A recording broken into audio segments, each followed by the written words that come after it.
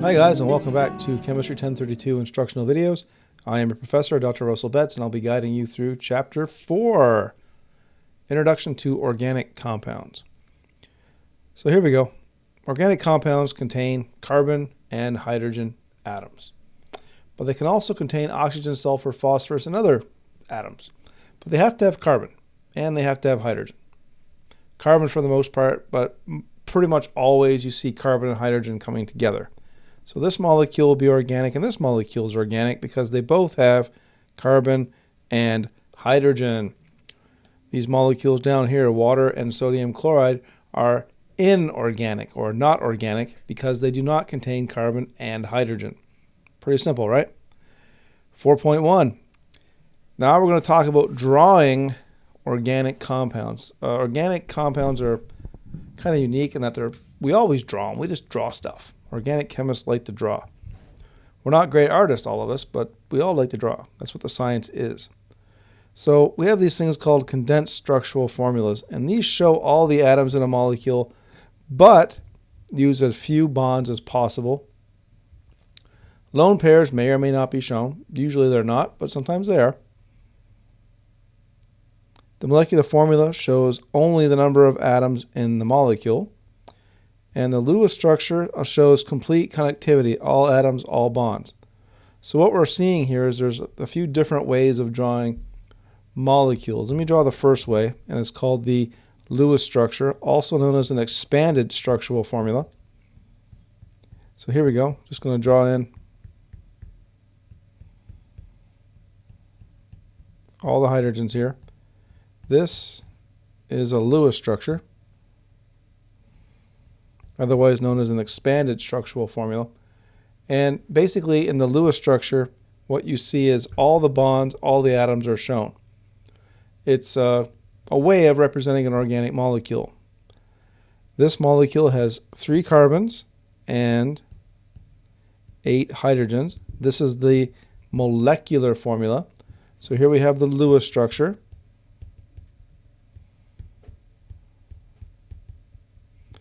Here we have the molecular formula.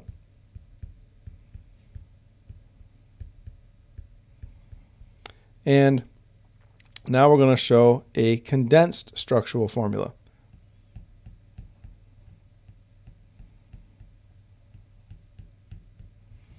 So this is a condensed structural formula.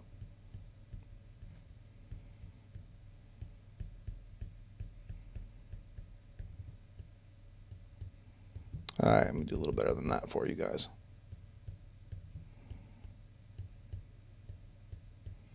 Now you can see in the condensed structural formula, we have 3 sections. We have CH3, CH2, and CH3. Let me get myself out of the way there, guys. There we go. Let me get me out of here. There we go, up in the corner where I belong. So there we go. We have the condensed structural formula. We have a CH3, which corresponds to that CH3 right there.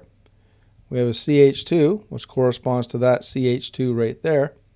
And we have another CH3, which corresponds to that CH3 over there. So that's how these formulas or these ways of representing molecules are related. Now, let's take a look at an even easier way to look at how these molecules work. Put myself back down in my corner. Now, there's a type of drawing called a skeletal structure. Now let's go back and let's look at our Lewis structure like this.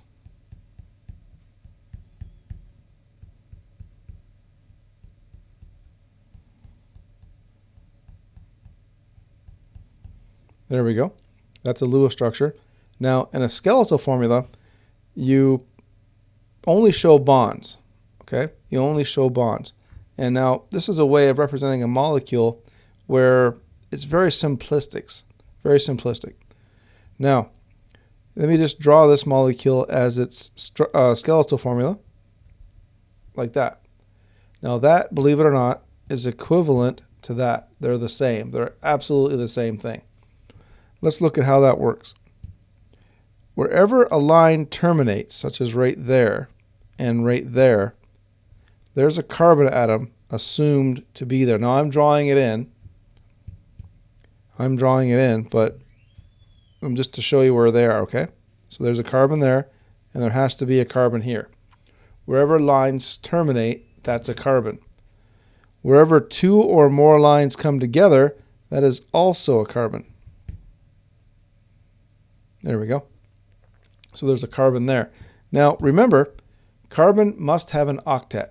Carbon must have 4 bonds. So if there's nothing else drawn, what's attached to these carbons must be hydrogen to make up the 4 bonds. For example, if we look at this, my goodness, so sorry. If we look at, oh, we got to redraw it here. That's all right. There we go. There's a carbon here, and there's a carbon here, and there's a carbon here. Okay.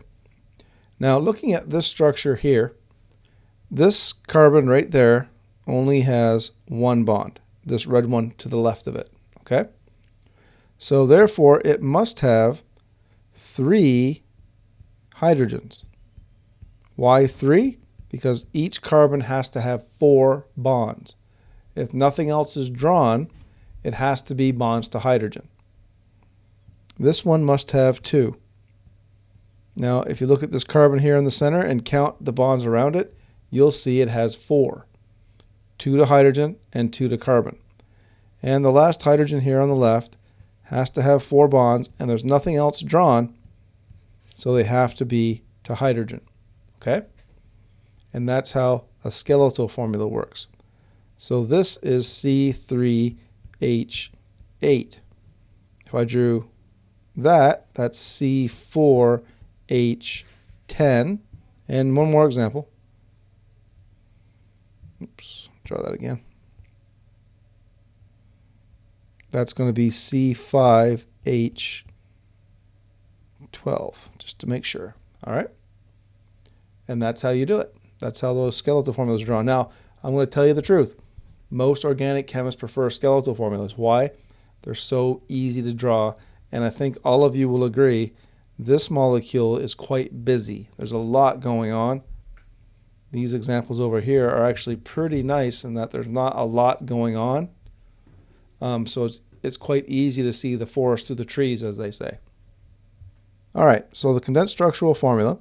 We condense the individual carbon atoms into their groups. So this carbon is a CH3. This carbon right here is a CH2. This carbon right there is a CH2. And this carbon right there is a CH3. So let's put it all into one color. CH3, CH2, CH2, CH3. There's the condensed structural formula of that. Now, the question doesn't ask for the molecular formula, but I'm going to do it anyway. It's because we're here. C4H10, that's the molecular formula.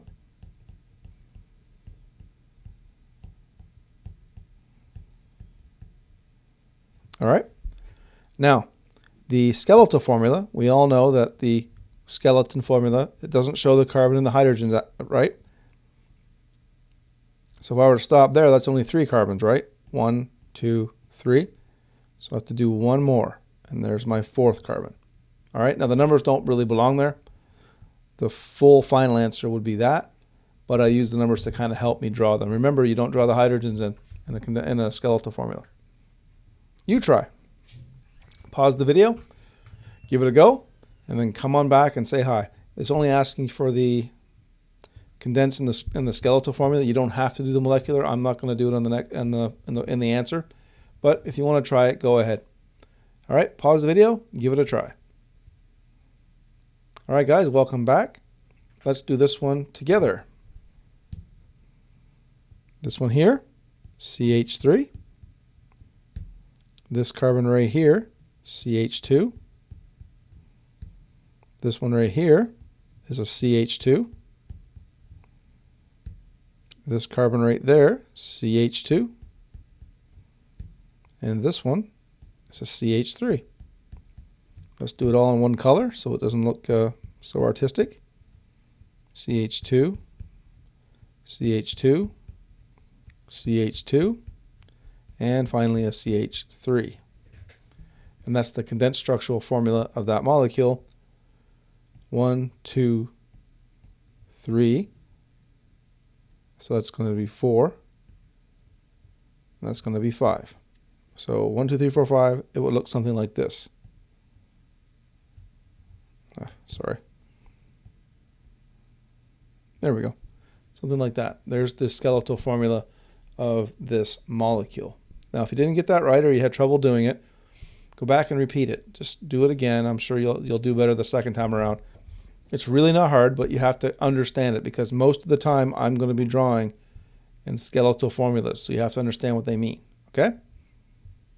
And that brings us to the end of 4.1, so we'll stop the video here and we'll pick it up in the next video. All right, guys, I wish you good luck and good chemistry.